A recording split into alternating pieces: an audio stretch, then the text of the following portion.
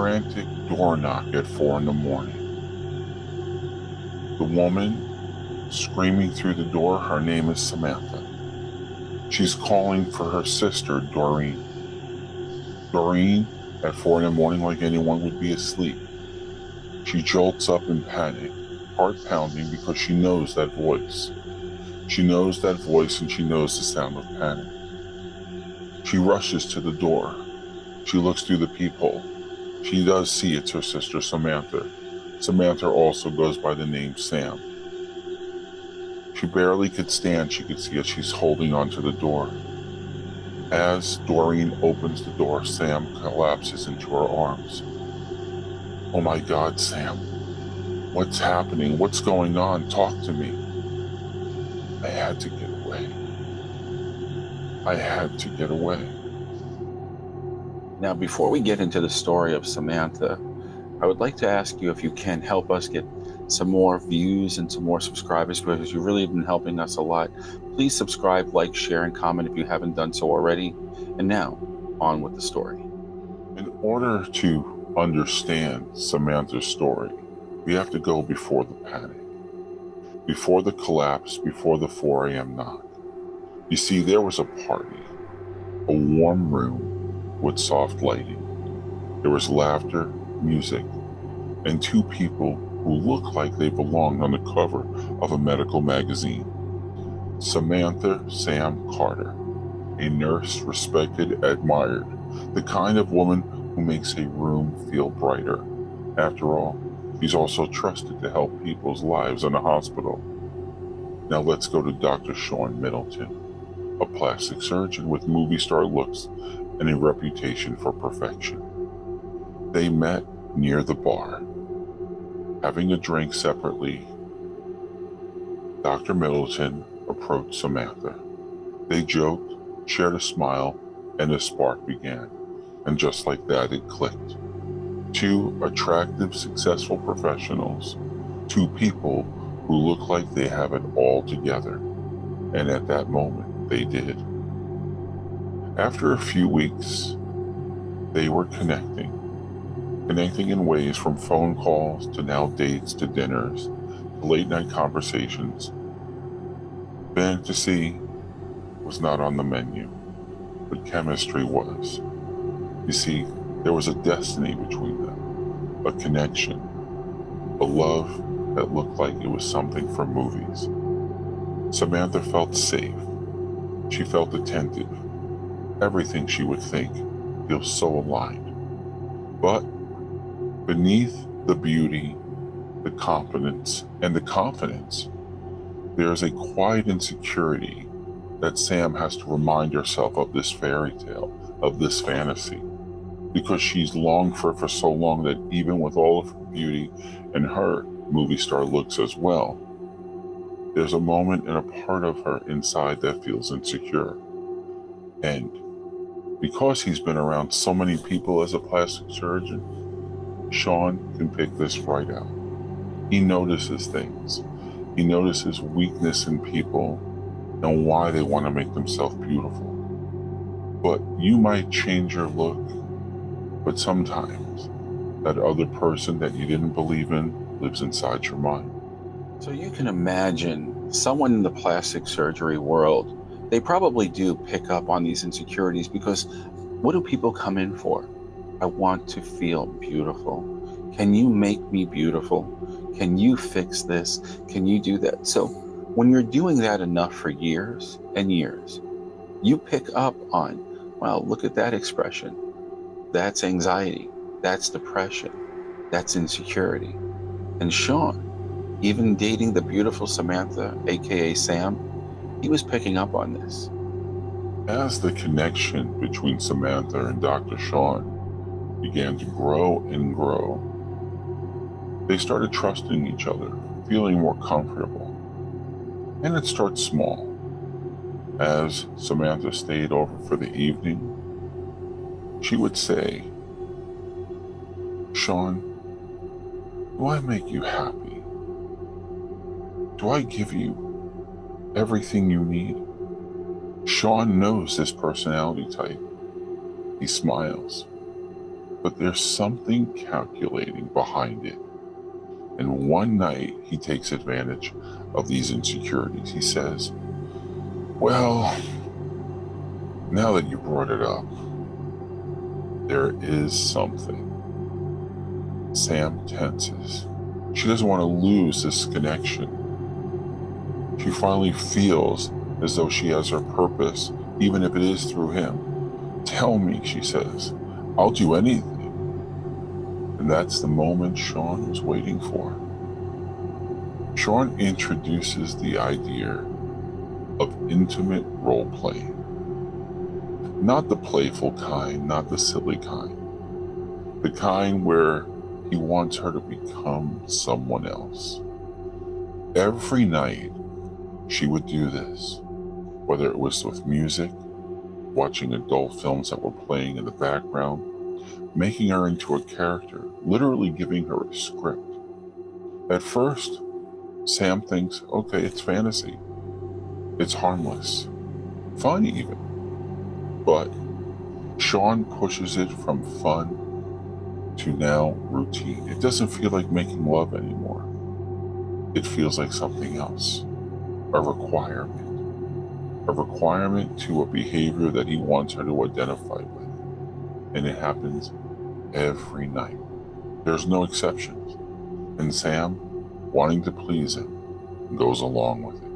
And in my line of work, this is not unfamiliar. We do things to sometimes, or a lot of times, to please people because we feel that the juice is worth the squeeze, that we're actually going to put ourselves through pain temporarily for the bigger reward. And that was exactly what was going through Samantha. She, just like Sean, seen him as an object, just as he was seeing her as an object, both in a way using each other. Not to say that Samantha didn't love or is developing feelings of emotion and love and connection to Sean. After all, she doesn't want to lose him, but she's going out of her boundaries, values, and standards to be something she's not. After a few weeks of doing this role play, Sean asked the question, "Do you feel comfortable with this brand of lifestyle?" At first, Sam hesitates. "Yes, it's fun." Sean's eyes sharpen. "Good." Almost relief in his words as he says that. "Because I want to try a trial run." Sam makes a face that couldn't be hidden. "A trial run? Of what?" Sean says it casually, like it's going to ask her to try a new restaurant. "I'm talking about," he says, "a lifestyle club." Sam contracts, freezing. "I don't know." Sean's face changes instantly. The warmth disappears. "Then don't tell me you'll do anything, because the one thing I can't stand, Samantha, I hate liars." Now inside, Samantha panics. She backtracks, she apologizes, and then she agrees. But he goes, "I don't want you just to appease me. I want you to like it like you said you liked our role playing. I want you to become a part of it. I want you to be invested." And that's how it begins. And so, off they went. Her first time going to a lifestyle club like this. It's loud, pretty dark, and definitely for her overwhelming. Here she is with very little to the imagination. She feels exposed, out of place, and unsteady. Now Sean, on the other hand, he looks right at home. He guides her, coaches her, and pushes her. At first, he only has her interact with him. He frames it as fun and safe, and it's just us. But Sam feels something is off. Something in his eyes. Something in the way he's watching her.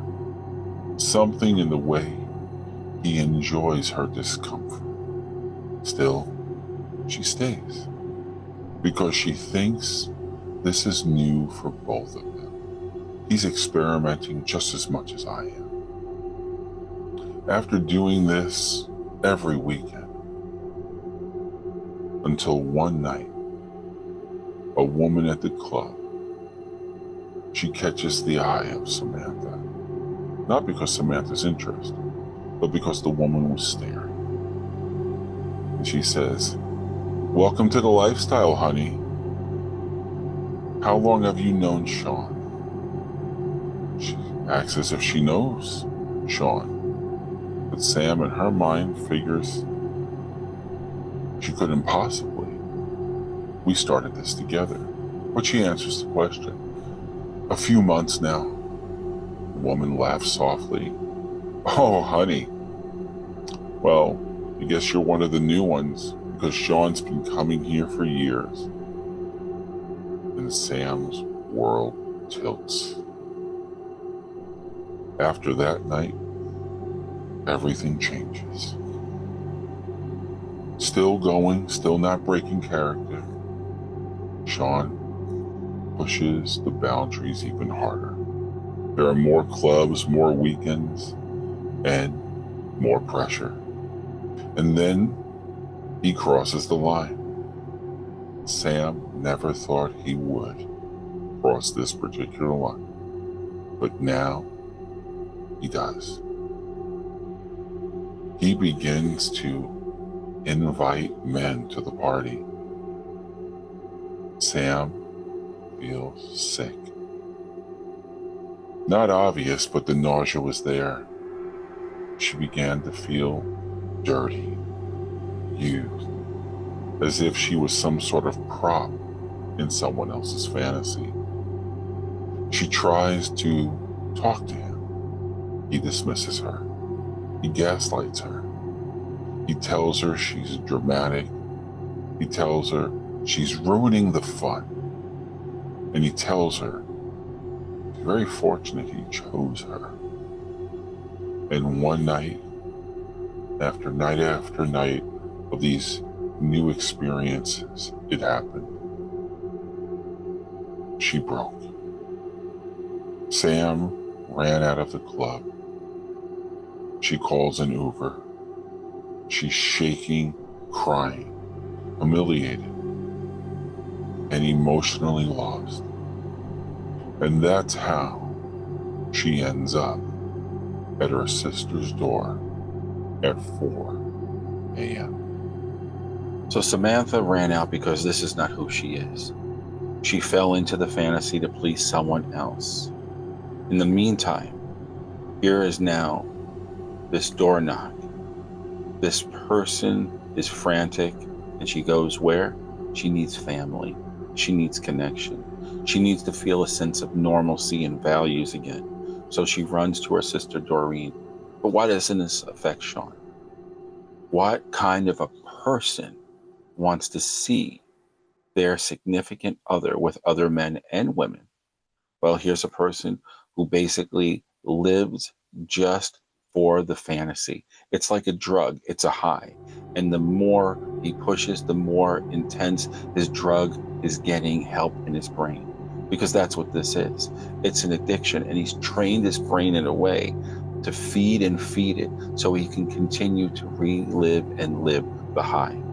And that's why the woman said, "You must be the new girl," because he has to feed this in order to feel connection, just like an addiction.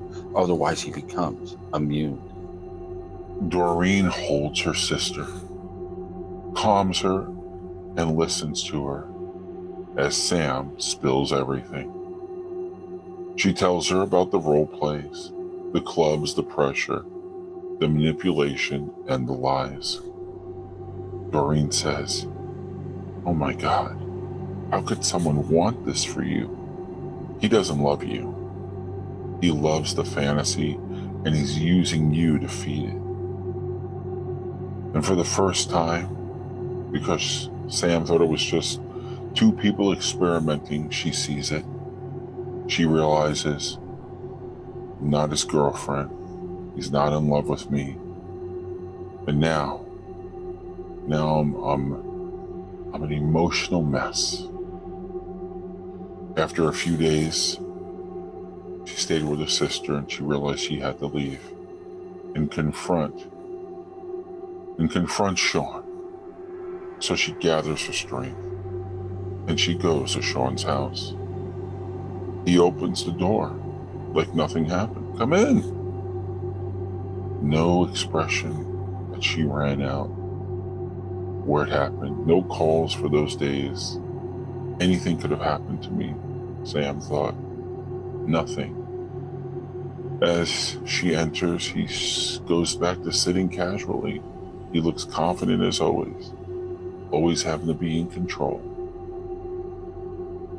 I know being with other men got weird for you, he says. Look, we'll ease into that. Sam's stomach drops. No, she says. I want us, not them.